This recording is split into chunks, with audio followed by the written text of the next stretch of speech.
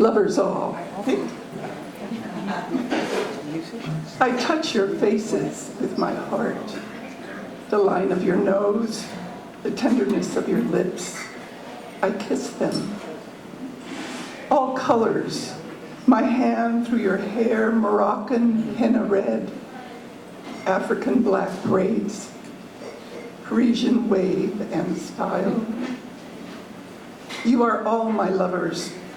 The shape of your faces, the slant of your eyebrows, the mode of your dress, all of you and me. You, chewing gum next to me, plaid, sports coat, mustache, and glasses. You feel me looking at you. You are my brother. And you, serious woman standing there, I notice the Band-Aids on your feet. Your shoes too tight? Behind our glasses, disheveled hair. We could laugh together. A young man standing by the door, smelling his fingers afterwards. Oh, how universally human we all are. Riding one subway, riding one lifetime. Humanity, you are indeed my family. And I love you deeply, all of you. Somehow this, going through my poems, it's really hard to pick poems, but there is something about this weather this week, the thumping of my heart. As a being who is part of nature, my spirit too is exploding, not as visible as the face of elegance of the plum trees or the yellow daffodils on the side of the road. And yet I feel the blossoms on my skin. My center is directed towards the sun. Each petal, as it floats through the air, looks for the ocean, the cows grazing, the goats perched on the fence reaching for newborn leaves. So I do what I can do. I could twirl a dance until I drop, I suppose. I could splash paint with both hands in orange and reds, green and yellows, bathe in vision, I suppose. I can be still, barely, to hear the other creatures sing their songs as mine, or to hear the flap of butterfly wings and the thumping of my heart. Usually when I write a poem, it comes from the first sentence, and then I just get out of the way. Words that make a poem. Words that make a poem lay buried beneath the earth, beneath the gravel where the squirrels bury nuts. But deeper still, they sit waiting at the end of tree roots for something to move them. The plastic holiday decorations try to instill celebration. They don't inspire the words for the poems. On the contrary, the words fold into themselves and turn their backs to the contrived and the shallow. The letters that make the poems are paralyzed by the string of tragedies cloaking the planet. They are slumped into the curl of the G. The O's shrink into the dots for the I's. At the news of another friend with cancer, the number of dead and wounded from war, a mother bent over her dead child. The words huddle around themselves, trying to find some solace in their groupings. Poems sleep at times like these, or force themselves out for a kind of salvation from the dark and the hope for the appearance of spring before its scheduled time. I want to thank my friends and family that are here to support me. And I want, there's some women here, and there's also men that do authentic movement, but I wanted to read a poem that came out of my authentic movement experience to celebrate us. One woman is creating mountains, clearing the earth for rivers, and one woman is reaching towards the cosmos, questioning the existence of God. One woman moans on the floor, the woe of her life and of the world. Another woman feels her spine and sweeps away the tension.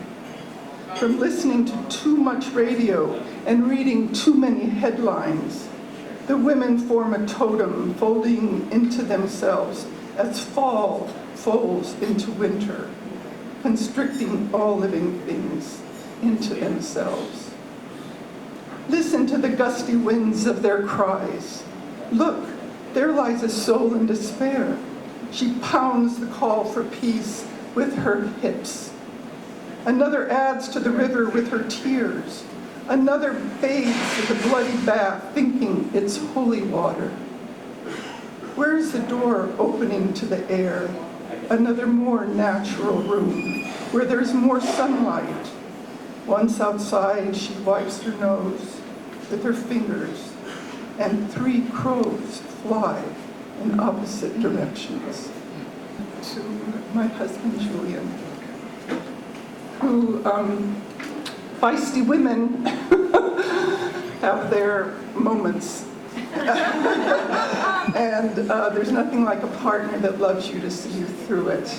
You know, there's something that is in a relationship that, you know, will hold. It's amazing.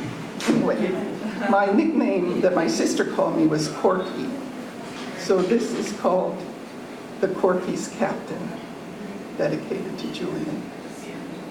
He holds the anchor on the ship that caught the storm by surprise, battered and whipped by the indiscriminate lightning bolts of anguish and despair. He stands his ground. He will not set sail, for he knows the dangers of shipwrecks and drownings. Even as he curses and is cursed, even as the saltwater tears sting his eyes, his clarity is not distracted by drama. He is dedicated to stay with this laboring vessel. While the avalanche waves catapult her into the power and violence of nature's uncontrolled forces, the depths which defies calculation, the raging ends when it ends. A more loyal mate cannot be found. He knows his course and will not surrender to her capacity to smash against boulders and glaciers alike to self-destruct. He waits, his hands bloody by the grip of the ropes. He will endure the pain until the storm subsides. Only then will the sail be set to catch the calmed winds home again. So the call is ship ahoy! Ship ahoy! Okay, here we go. Ship ahoy! Ship ahoy! Keep the channel open. Open the gates and let the water flow. Keep the sluices open so the boats with their goods can pass through.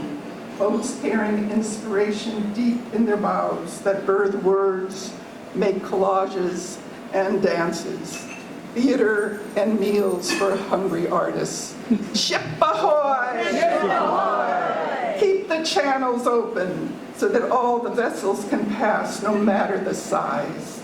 The rowboat, where each oar and movement of the pull is laborious but takes you somewhere. Or the sailboat with the patience to wait for the propelling wind, happy to move in spurts. Or struggle with the storms, and yes, be still at times. Yes, my friend, be still at times. Ship ahoy! Ship ahoy! Let the creative ocean of feelings, ideas, and thoughts flow through, and we as wild women and wild men will ride the waves on whatever vehicle we have, paddleboat, surfboard, schooner, and as showy as the cruiser, for there is nowhere more wonderful to travel than in the open channel where all life emerges and all life ceases. Ship ahoy! Ship ahoy! And we, the sailors, catch the morsels as fish on our line, or treasures in abandoned trunks, to rediscover the adventure, the excitement, the rebirth of creation, again and again and again.